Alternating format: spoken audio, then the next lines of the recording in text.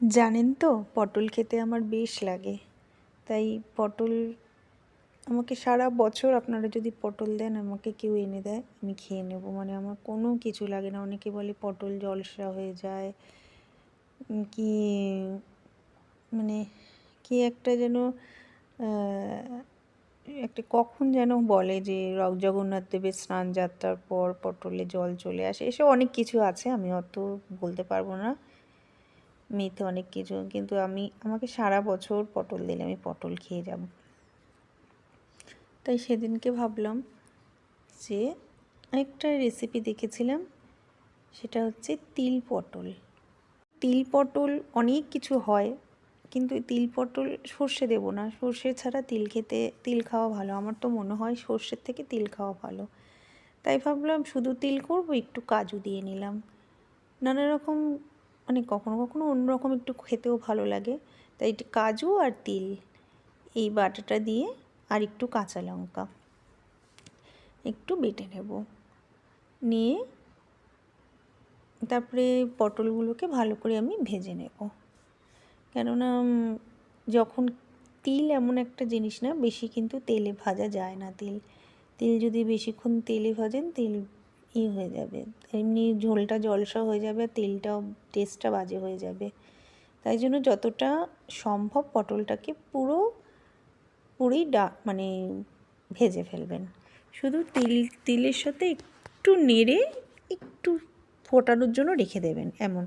তাই আমি পুরো পটলটাকে, আর লাল লাল করে পটল সবসময় যখনই পটল করবেন, সবসময় পটলটা, যে কোনো তরকারি পটলটা ভেজে নেবেন লাল লাল করে। আমি যখনই মানে পটলের ঝোল করি, যাই হোক, পটল দিয়ে মাছ দিয়ে যদি ঝোলও করেন, যা করবেন, সবসময় পটল লাল লাল করে ভেজে দেবেন, তাহলে কিন্তু খুব ভালো টেস্ট হয়। পটল, ফুলকপি এই জিনিসগুলো আমি খুব ভালো করে ভেজে নিই, তাহলেই যেন এদের গন্ধগুলো সুন্দর হয়। আর এমনি যখন আমার পটল ভালো লাগে, আমার কাছে কোনো ব্যাপার না, কিন্তু তবুও বলছি, একটা টেস্টের তো আছে। যেহেতু আমি সব ভালোবাসি পটল, যা দেবেন আমি সব খেয়ে নেবো, হয়তো কাঁচা পটল দিলেও খেয়ে নেবো, এরকম একটা ব্যাপার। কিন্তু টেস্টের হেরফেরে আমি বলছি, ভালো করে সবসময় ভেজে নেবেন। এবার আমি কী করছি, তেলে একটু কালো জিরে ফোড়ন দিয়ে নিয়েছি, আর একটু টমেটো বাটা আর আদা বাটা দিয়ে নেব। এবার টমেটো, আদা, হলুদ, তারপরে একটু শুকনো লঙ্কা, বেশি দেবেন না, অল্প শুকনো লঙ্কা দিয়ে ভালো করে মশলাটাকে কষে নেব।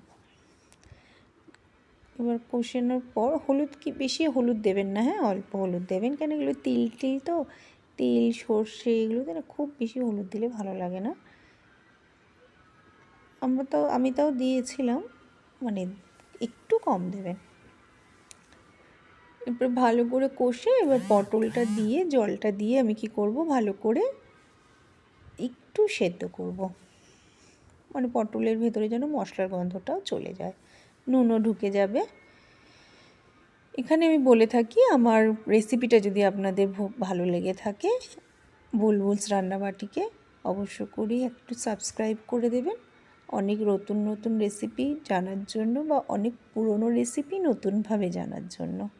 এমনও অনেক আছে, এই তিল পটলটা না অনেক পুরনো রেসিপি, মানে অনেকে খায় না, কিন্তু তিল খাওয়াটা কিন্তু খারাপ না আমার মনে হয়। শীতের সময় তো তিল খাওয়া ভালো, শরীর গরম করে ভালো।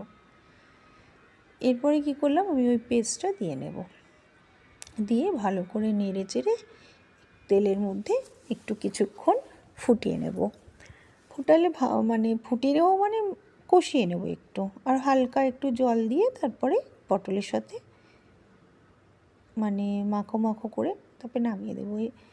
এমন কিছুই কঠিন না, খালি তিলটা অনেকক্ষণ ধরে কষবেন না, একটু যেমন তেলের মধ্যে, তেলটা তো একটু দিয়েছি, তেলের মধ্যে যেমন করার সেটাই করেছি। আর খেতে সত্যি টেস্ট হয়েছিল গরম ভাতের সাথে। এটা মনে হবে কি পোস্ত, সর্ষে ওই ধরনের জিনিস দিয়ে তৈরি, কিন্তু পোস্তও দিইনি, সর্ষেও দিইনি, কিন্তু খেতে পুরো পোস্ত সর্ষের মতনই হয়েছিল।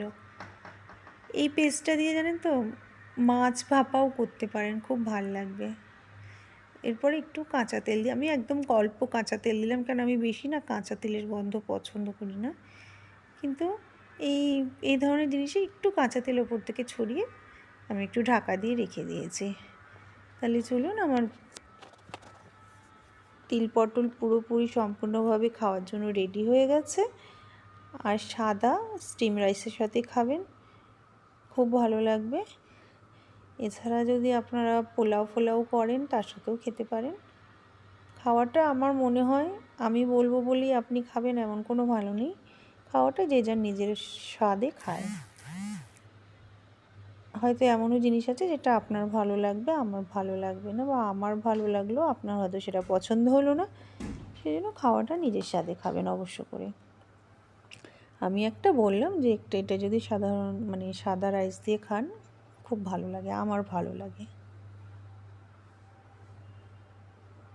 আর এই পটল এখানে অনেক সময় না ভালো পটল পাওয়া যায় না, সেদিনকে পটলগুলো খুব ভালো ছিল, তো তাই দেখে আমি এইটাই বানালাম যে করি এটা ভালো করে। এইটা দিয়ে ভেবেছিলাম প্রথমে পটল ভাপা বানাবো, তাই বললাম না এটাই করি, তেল ভাপা করি। অনেক ধরনের অনেক রেসিপি হয়, মাঝে মাঝে একটু ঘুরিয়ে করলে সত্যিই ভালো লাগে খেতে। হয়তো ঘরের জিনিস দিয়ে আমরা বানিয়ে ফেলতে পারি, এমন কিছুও না। দেখুন আমি যা দিয়েছি কোনো কিছু বাইরের জিনিস দিয়ে তৈরি করিনি, সবই ঘরের জিনিস দিয়েই তৈরি করেছি। ঘরেই ছিল এই জিনিসগুলো, তাই ঘরের জিনিস দিয়ে তৈরি করেছি। তাহলে চলুন আজ আসছি, আবার আপনাদের কাছে নতুন রেসিপি নিয়ে আবার দেখা হবে। প্লিজ বুলবুলস রান্নাবাটিকে একবার সাবস্ক্রাইব করে দেবেন।